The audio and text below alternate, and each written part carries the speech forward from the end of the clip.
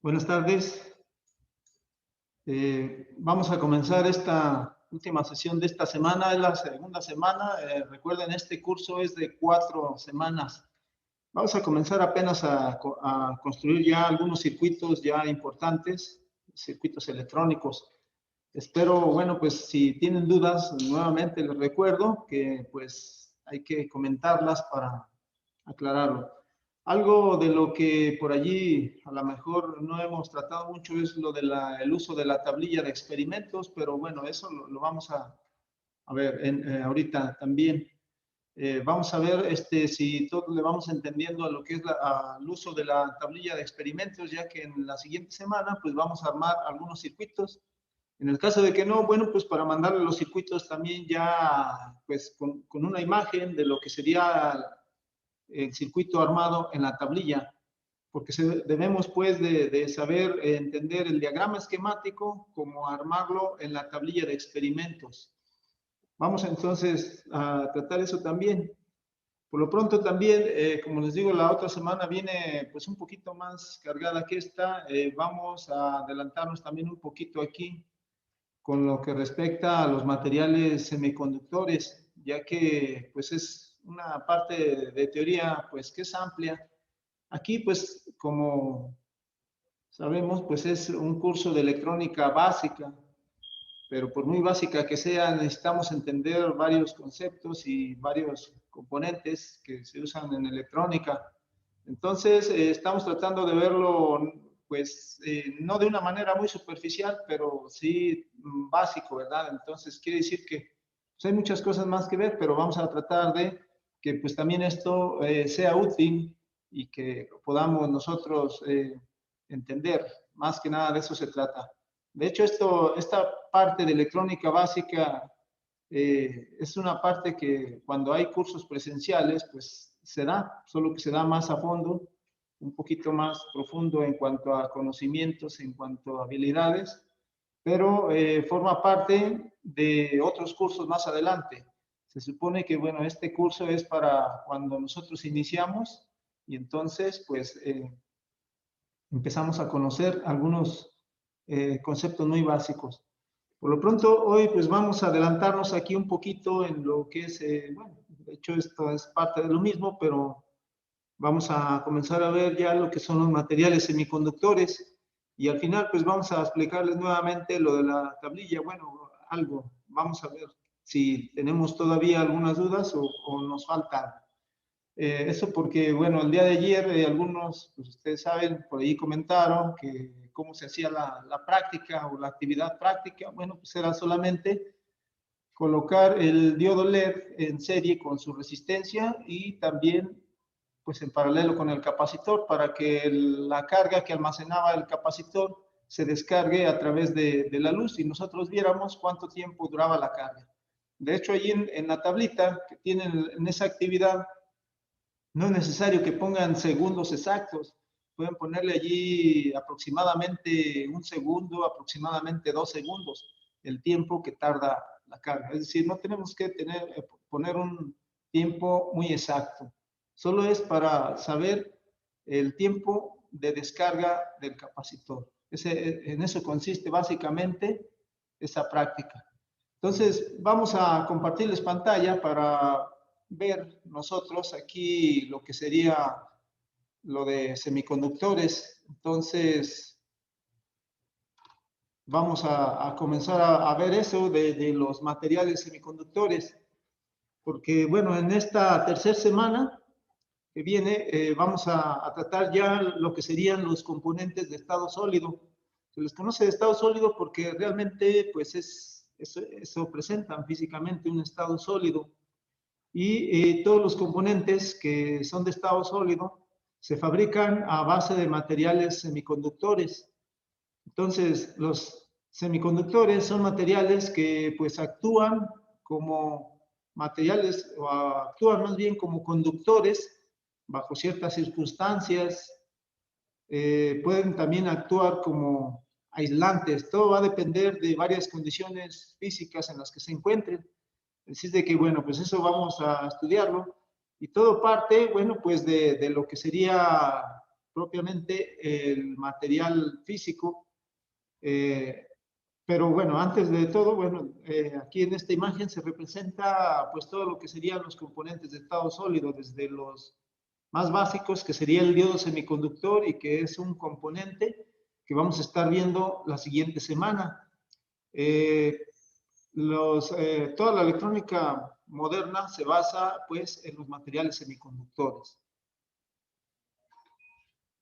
En cuanto a los materiales semiconductores, pues se usan, aquí tenemos una tablita, básicamente se usan o se pudieran utilizar todos estos que serían en la tabla periódica, principalmente, bueno, esto se les considera a todos semiconductores.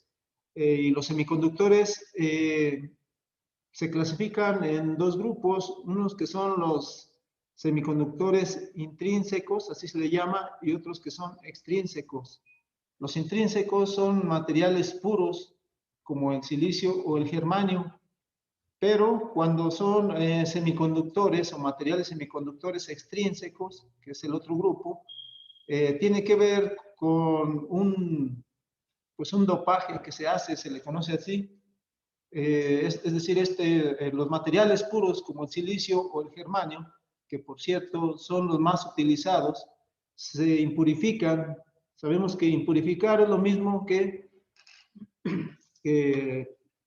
dopar, es decir, se agregan otras sustancias, perdón, se agregan otras sustancias tales como puede ser el arsénico o indio, o cualquiera de estos que estamos viendo aquí, que son del grupo 3A, que sería el boro, aluminio, galio, indio. También se puede agregar del otro grupo, del 5A, de la tabla periódica, que sería fósforo, arsénico. Entonces, sabemos, pues, hay dos grupos, pues, de semiconductores. Unos que son los semiconductores intrínsecos y estos no se dopan ni se les agrega ninguna otra sustancia. En cambio, los semiconductores extrínsecos se dopan o se impurifican con algún otro material, pero pues para ello también es todo un proceso en el que pues en este país no tenemos esa tecnología. Generalmente se hace en países pues un poco más a la vanguardia, como son Estados Unidos, algunos países europeos y sobre todo los países asiáticos, que pues son los que tienen el primer lugar en producción de materiales semiconductores y los dispositivos. El silicio es uno de los materiales que más se utilizan en la industria de los materiales semiconductores, ya que pues es uno de los materiales que más se encuentran en la Tierra. Son del material que más existe. Se lleva a cabo un proceso de purificación en el que se le da casi el 100% de pureza y luego se hace con extremo cuidado en laboratorios lo que sería el dopaje o impurificación de este material, que sería el silicio. Se usa algunas veces el germanio, pero puesto que el germanio es más difícil de conseguir y es un proceso más largo, pues no se utiliza tanto el germanio, se utiliza más, entonces, el silicio.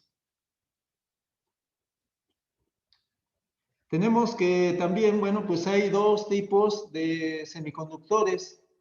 Los semiconductores pueden ser semiconductor tipo N o semiconductor tipo P. Y para obtener un semiconductor tipo N, aquí en esta imagen, pues, se impurifica este material que es el silicio, y la idea del tipo N es que tenga bueno, una vez que ya está compuesto el material, que tenga muchos electrones libres. Se le llama exceso, que contiene exceso de electrones, o también se le considera donador de electrones al semiconductor tipo N. Igual el semiconductor tipo P se dice que es un material aceptor de impurezas o es un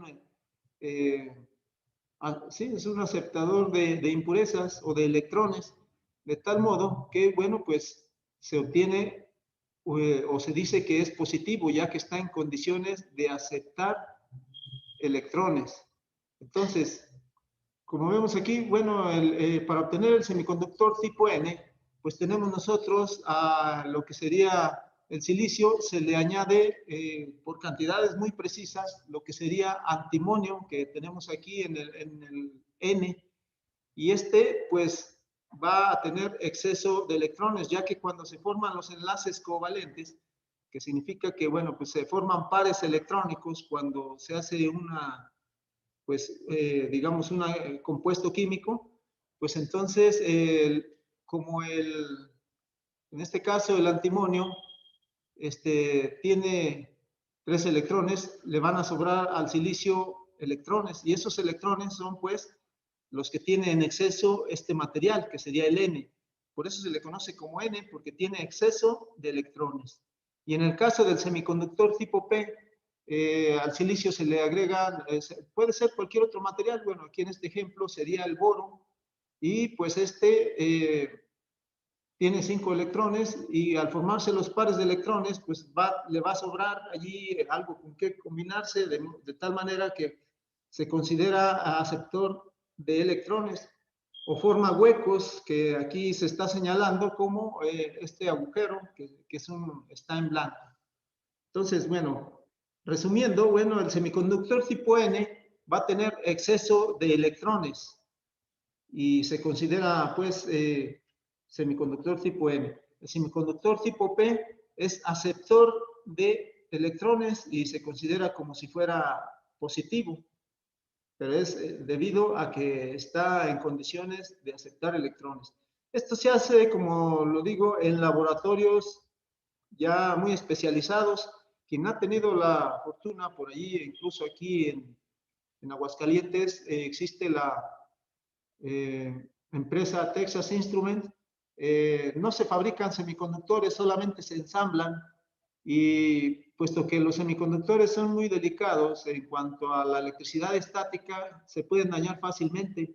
Entonces, quien ha tenido la fortuna de visitar esta empresa, pues al entrar a lo que sería la parte de ensamble, pues digamos, le dan un traje especial para entrar de visita y ver entonces los procesos que allí se llevan a cabo, pero también al entrar se descargan estáticamente para no meter cargas estáticas precisamente que pudieran dañar a los semiconductores.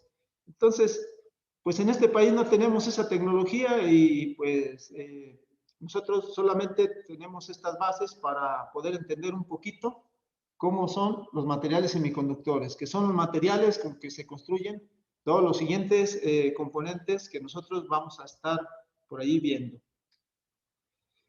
Entonces, aquí lo tenemos en esta imagen. Los semiconductores se les considera como si fueran cargas negativas. Bueno, en realidad son exceso de electrones, o exceso de cargas negativas, se le llama así, pero son electrones, un semiconductor N.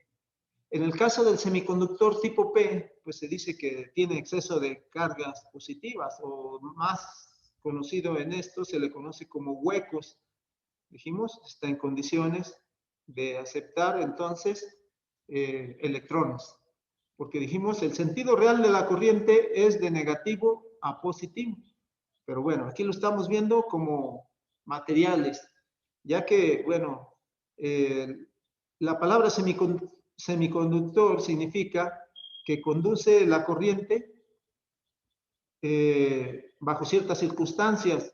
Es decir, ni es un aislante, porque el aislante pues no conduce, o se supone que nunca conduce la electricidad o la corriente eléctrica o electrónica.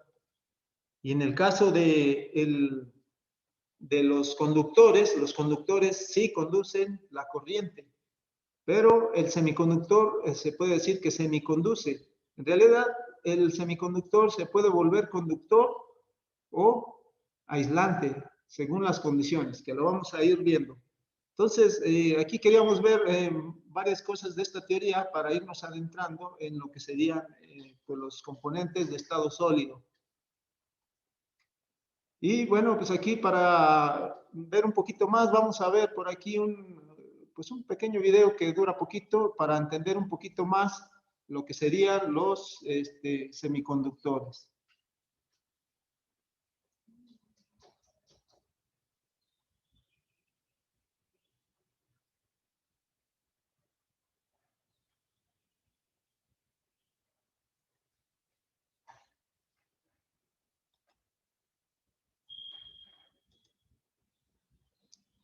Primero presentaremos a los semiconductores.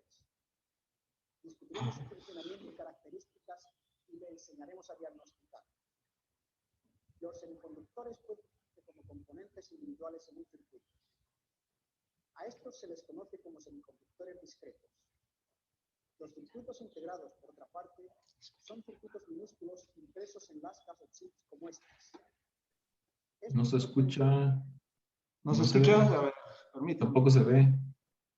Ah, ¿no se ve? Ah, es que ahorita les compartimos. Creo que no se compartió. Ser reparados y cuando fallan deben ser reemplazados. Nuestra primera cinta cubrió los conductores y aislantes. Los conductores ofrecen una resistencia mínima al flujo de la corriente, mientras que los aislantes ofrecen una alta resistencia o impiden el flujo de electrones. La razón de esta diferencia en la conductividad reside en los electrones de valencia de los átomos que forman cada material. Usted recordará que los electrones de valencia... A ver, ¿ahí sí se escucha? Se escucha, pero no se ve. Se escucha, pero no se ve. Sí, permítame.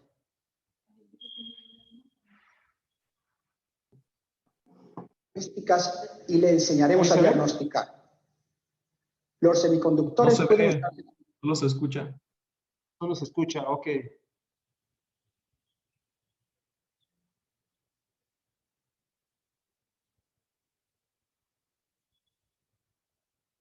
componentes individuales en un circuito. Sí, ya se ve, también se escucha. Ok. Disculpen, ahí va. A estos se les conoce como semiconductores discretos. Bueno, déjenme ponerlo desde el inicio, porque sí, ya corrió.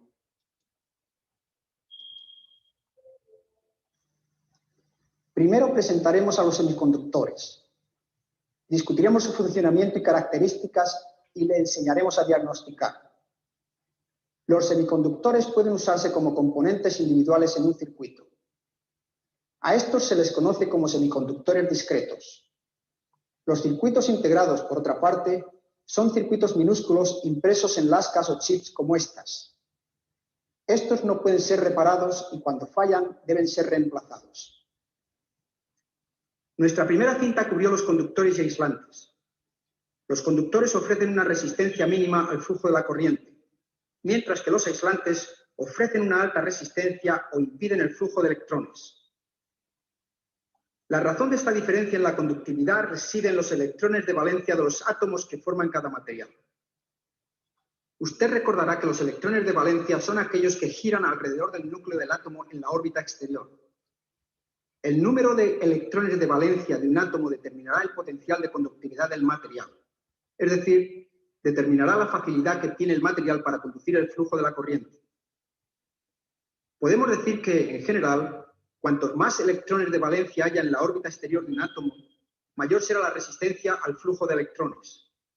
Y, por el contrario, cuanto menor sea el número de electrones de valencia que tenga un átomo, menor será la resistencia al flujo de la corriente. Un átomo de cobre tiene 29 electrones girando alrededor de su núcleo. Sin embargo, solamente hay uno en su órbita de valencia. Es relativamente fácil retirarlo de la órbita y convertirlo en electrón libre. Esta es la razón por la que el cobre es el conductor más ampliamente utilizado en las conexiones de cable preformadas de los automóviles. Como regla general, podemos decir que más de 4 electrones de valencia en la órbita exterior de un átomo hacen que el material sea resistente al flujo de la corriente. Un material así es razonablemente buen aislante. Menos de 4 electrones en la órbita de valencia de un átomo hacen que el material sea bastante buen conductor. 4 electrones de valencia por átomo, como en el caso del silicio y del germanio, hacen que el material sea semiconductor. Los átomos se unen entre sí compartiendo electrones de valencia con los átomos vecinos. Esto sucede de esta manera. Los átomos se acercan tanto entre sí que las órbitas de sus electrones de valencia llegan a tocarse. Los electrones de valencia que giran alrededor del átomo entran también en la órbita de valencia de los átomos vecinos, aunque solo en pequeñas partes de la misma. A pesar de que las partes de órbita compartida son pequeñas, los electrones compartidos tienen una influencia estabilizadora en el núcleo de los átomos. Observemos un átomo de silicio. Hay 4 electrones en la órbita exterior de cada átomo. Cuando otros átomos de silicio le rodean, cada átomo comparte un electrón de 4 átomos vecinos. Tendremos entonces, efectivamente, 8 electrones de valencia en cada órbita de un átomo de silicio. Estos 8 átomos mantienen unido al silicio, y cuando muchos de estos átomos se juntan, el elemento de silicio se transforma en un cristal. Este es ahora un material muy estable que no conduce flujo de electrones. En su estado puro, el silicio es una materia inerte. Una materia inerte no participará en ninguna interacción química o eléctrica. La manera de transformar el silicio y otros elementos con 4 electrones de valencia en conductores es añadiendo minúsculas cantidades de otros elementos al silicio fundido. Si añadimos un elemento con 3 o 5 electrones de valencia, romperemos el equilibrio del cristal de silicio. Al ser posible controlar la cantidad exacta de otros elementos añadidos al silicio fundido, puede determinarse muy exactamente la manera en que el silicio conducirá el flujo de electrones. La acción de añadir impurezas, es decir, átomos de un elemento diferente, al silicio puro, se llama adulteración. Digamos que el silicio es adulterado con arsénico. El arsénico tiene 5 electrones de valencia en su órbita exterior. Cuando se encuentra rodeado de átomos de silicio, solo 4 electrones de valencia del arsénico pueden unirse a las órbitas de valencia de los 4 átomos de silicio vecinos. Al no haber sitio para un electrón, este se convierte en electrón libre. El silicio adulterado tiene ahora electrones libres que pueden conducir el flujo de la corriente. El silicio con electrones libres obtenido mediante la adulteración con elementos de 5 electrones de valencia se llama silicio de tipo N. Por supuesto, N significa negativo, indicando el exceso en el material de electrones cargados negativamente. Otras sustancias utilizadas para adulterar silicio de tipo N son el fósforo y el antimonio.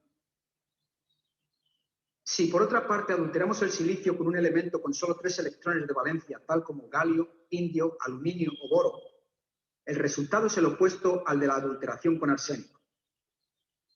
En un grupo de átomos de silicio, un átomo de boro deja un espacio vacante de electrón, ya que solo tiene 3 electrones de valencia para compartir con los átomos de silicio vecinos. Esta vacante se llama un hueco o laguna de electrón. En la primera cinta explicamos que los huecos pueden desplazarse a través de la materia de la misma manera que los electrones libres. Así que el silicio adulterado con un elemento con 3 electrones de valencia puede conducir también un flujo de corriente. El resultado de este proceso de adulteración es silicio de tipo P. Lógicamente, la P significa que hay un exceso de huecos con carga positiva en el material.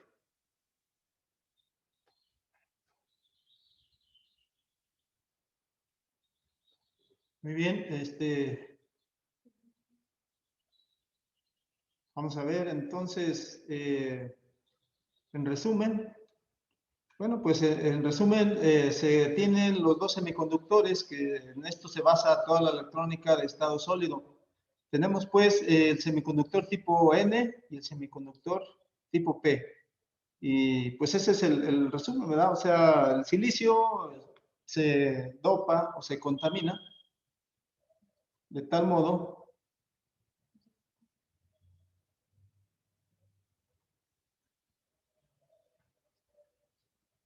¿sí? Entonces, digo, este es el resumen, son semiconductor tipo N, semiconductor tipo P, y pues nada más hay que tener en cuenta eso. Lo que nos interesaba más que nada es de dónde provienen los semiconductores.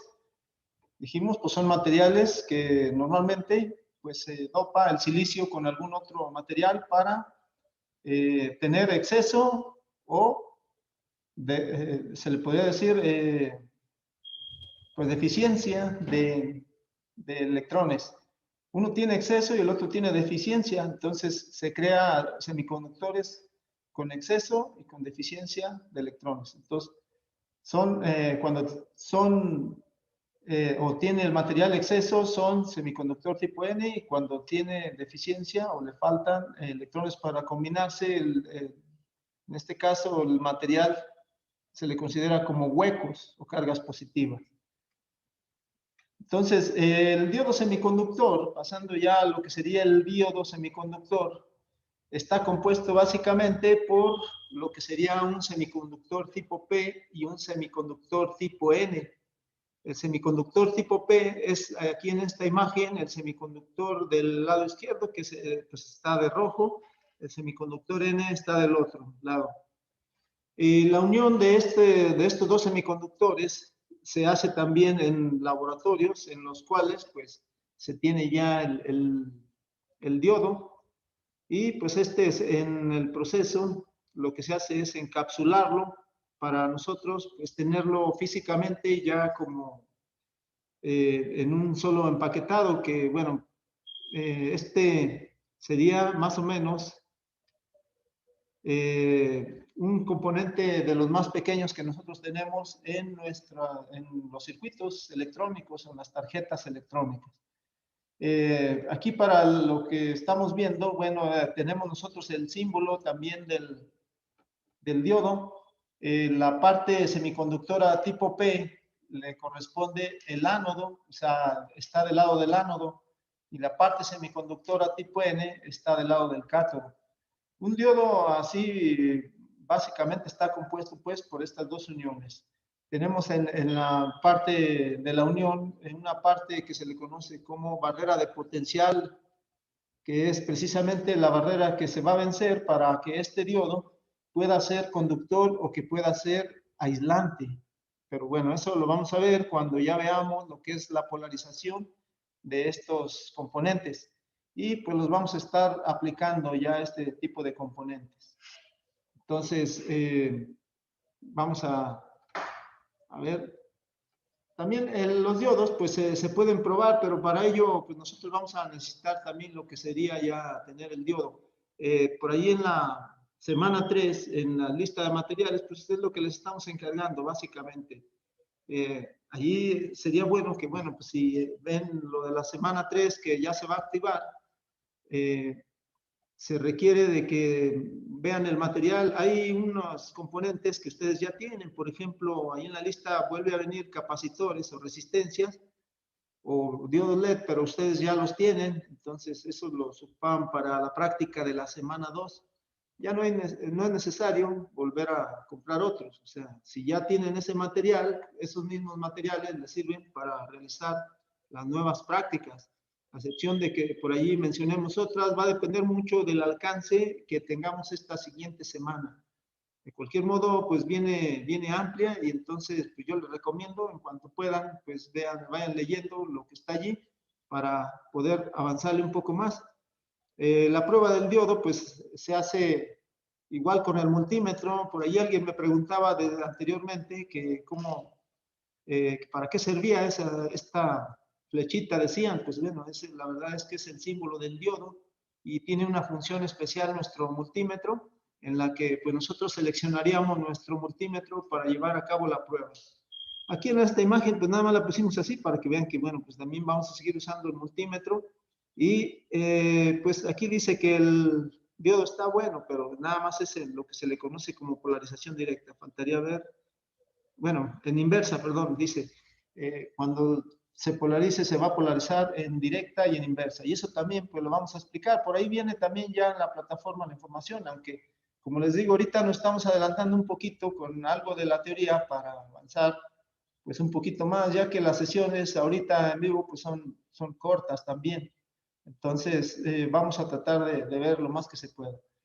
Ahora, también por ahí, en esta segunda semana, sí viene lo de soldadura. Lo de la soldadura, pues, nosotros necesitamos tener varios accesorios. Esperemos más adelante con lo de circuito impreso, que es lo que vamos a tratar de ver la siguiente semana, aplicar esto de la soldadura en una tarjeta de circuito impreso. Vamos a ver cómo le hacemos para que podamos realizar una tarjeta de circuito impreso para un circuito muy básico, pero que sea muy útil sobre todo. Para ello, bueno, pues hay varios accesorios en cuanto